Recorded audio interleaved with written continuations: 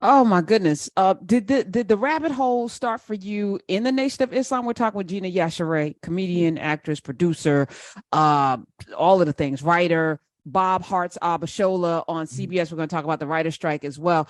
Did the Nation of Islam, because I feel like so many of us are walking around with this crusted over colonized Mhm. minds and hearts, and it takes something to shake that. It takes Mhm. something for you to start to be curious about where you come from. I can't imagine growing up in Great Britain. Everybody wants to be a British citizen. You want to be, you want to Yeah. be like the Queen, and you want Mhm. to be around the people and back to them with the tea and the scones and all. You want to be all of that. And the same thing coming to America. You want to be the best American. You want to show them that you're just like them. But the truth of the matter is, the greatness of our history is so much richer.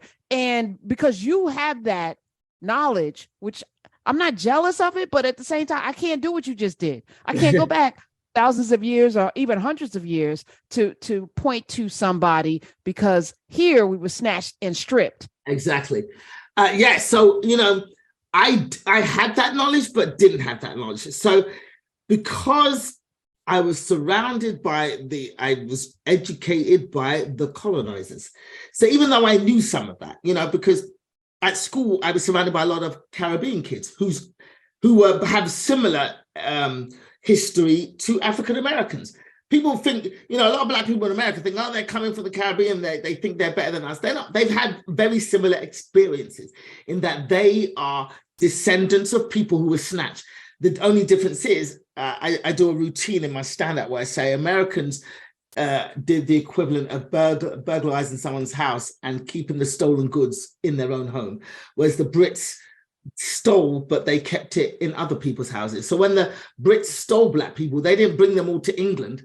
They kept them in colonies in the Caribbean, away from British society.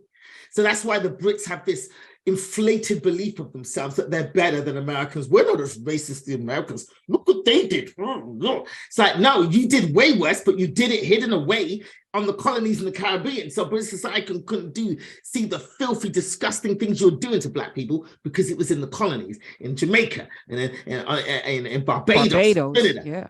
So they hid what they were doing. And so we were all educated by that system. So a lot of Caribbean kids who were born and raised in London, same as me, didn't know that they were descendants of Africans because they weren't educated that way. And so all they saw of Africans were what the British fed them, in that they were heathens running around the jungle chasing a white man called Tarzan and trying to cook white people in pots. Or we were in Africa unable to feed ourselves and relying on the charity of good white countries to help us eat. And that was the image that they fed for all of us growing up. So even though my mother told me, listen, you're from a strong African family. We go way back. You are from royalty. I'm being called names at school by other black kids going, you Africans, you're animals, you're heathens. All you do is run around naked with bones for your noses. And that's the image that was getting. So I kind of was ashamed of my Africanness for a long time because I was made to feel that way. Because other black kids were saying to me, you're less than, we're better than you, we're Caribbean, we're from Jamaica, you're from the bush, and there was a lot of that because they weren't educated. And so I didn't, even though I knew where I was from and I knew my culture, my mother used to say to me, listen, those kids that are calling you names, they don't know their history. They've not been educated. Their people were stolen and they've lost their memory of where they're from because it was stolen from them. You are lucky you did not have that because our family, none of us were stolen, that. But I didn't understand it until later. Then when I joined the Nation of Islam, and Roots, the movie Roots helped. After the movie Roots came out when I was a kid, that's when, I remember all in the book. It's all in the book. I remember my brother coming home from school one day crying because his friend at school had gone, you're a slave, you're Kunta Kinte. Look at you. They started calling my brother Kunta Kinte. And my mother was like, you go back there and you tell that stupid boy that you are not Kunta Kinte. He's the Kunta Kinte. It's his people that were stolen, not ours. Go tell him that he needs to watch that film again and understand what happened to his family. So it took a long time for me to gain that knowledge, and joining the Nation of Islam later made me go, oh, and connect all the dots. And, you know, as we've gotten older, a lot of people now, Black people in England now know where they came from, but they didn't. When I was growing up, I grew up in the 70s in England. Black people didn't. And it wasn't their fault. The colonizer, the winner of the war always gives you their version of history. Yes. It's time for the lion to tell the story. Yeah. Cack-handed, C-A-C-K, handed, a memoir, Gina Yashere. It is hers. I just downloaded the audio book. You'll be joining me on my walks, Madame, every day. I have to come back and talk to you another time, and you have to go, okay. Yeah, no, I'm going. That's a and I'm listen. You got an open seat, because you know part of my mission in life is to have amazing conversations with amazing people, to hopefully unlock in myself and others a better way. Right? I mean, we could be better. We should be better. Yeah. Are you optimistic? I think about, you know, a lot of your comedy is before Meghan and Harry and all of the stuff that's happening there now. I don't know what your thoughts are. But, you know, what is happening over there, to your point, Great Britain feels like they're so much better.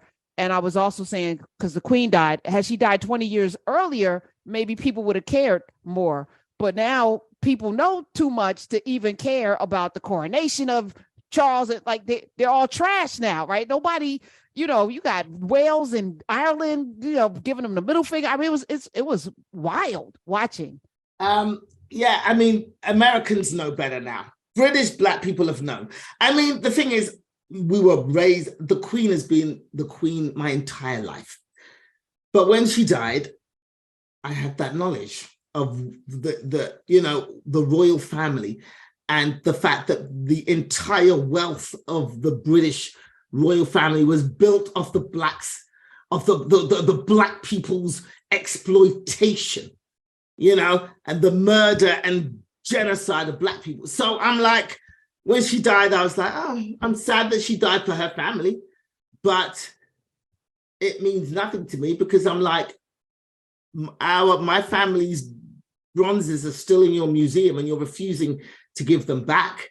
So no, and the Queen presided over those, you know, over those conversations of giving us back our bronzes, and she has said she did nothing to facilitate those bronzes being given back. So I'm like, what did you do for us? You did. Or the gold of Ghana, the caucasity to be buried in a crown that literally was stolen from Ghana. Yeah.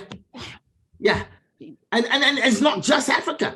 India, that massive diamond stolen from India. You know, it's not just Africa. They went across the globe and wreaked havoc across the globe. You know what I can't reconcile with? Because you know, I've been Black my whole life, and I see a lot of Black people really strong, physically, mentally, all that. How? I'm looking at this tiny place, this tiny little space with these people didn't brush their teeth well. France putting on lipstick instead of, you know, folk weren't bathing. They weren't doing none of this. No civilization, eating potatoes, can't really farm very well, stupidly coming over here doing rows instead of circular farming and making sure the crops keep. I mean, just not brilliant, but dominating the entire world. Make that make sense. Psychological warfare, that's all I can say. Psychological warfare. I have no idea how they did it. This tiny island went across the globe and convinced, I don't know. To this day, I still don't know. All right, we need to ponder that, because I want to reverse engineer. Like, how do we undo? It's psychological warfare, because it's still working today. It's still working today. In that, you know, generations of Black people who, we are gaining more knowledge of ourselves. We are, but we still have that nugget of inferiority that has been bred into us over hundreds of years, where we would sooner kill another of our own. You know what I mean?